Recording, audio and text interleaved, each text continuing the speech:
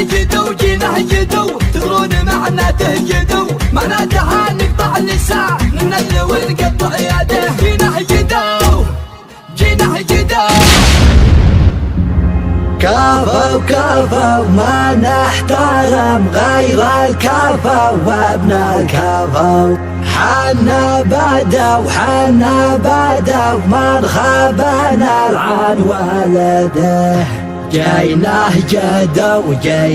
جدو تدرون معناته جدو معناته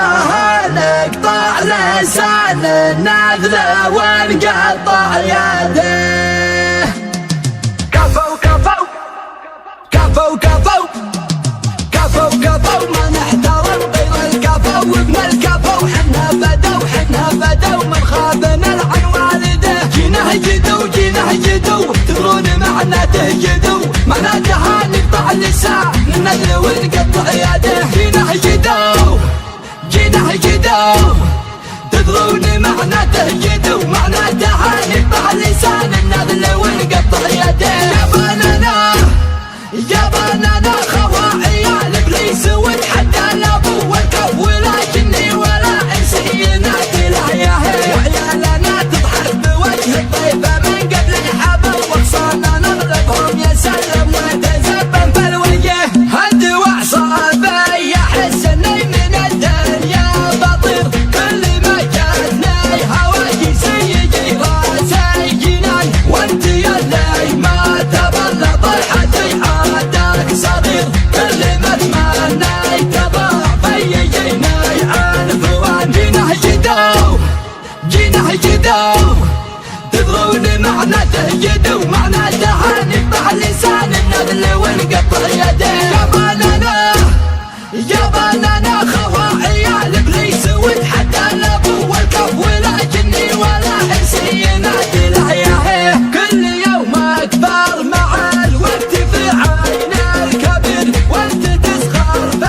عيون النشافه يا جبان تنبش النمى وتقول له سرك ببير وانت تبغى سبته بلاد وتشوه بلان لين صارت قيمتك مثل مكيال الشعير لعن ابو جدك على ابوك يا وسخ اللسان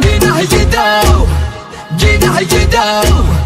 تدرون معناته جدو معناتها نقطع لسان النذل ونقطع يده انتهى حب الخشوم وابتدى تبدا النحور بعد ما شفنا قطع والعديد المعرفه انتهى حب الخشوم وابتدى تبدا النحور بعد ما شفنا قطع والعديد ما المعرفه من جهل دار الخلا يبشر بيوم الدبور ما درنا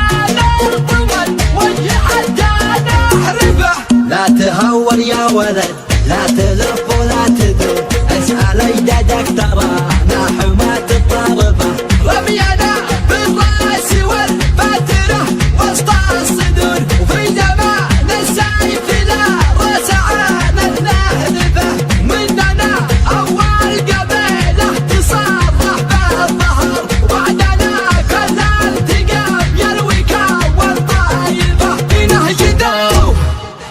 جدو تدرون معناته جدو معناتها نقطع لسان النذل ونقطع يده يا بنانا خواعيا الابليس وتحدى الابو والكف ولا جني ولا انسي ينادي الحياه كتب كلمات هذه الشيلة شاعر سبا فارس بن ناصر الثابتي أداء أبو حنظلة السوداني.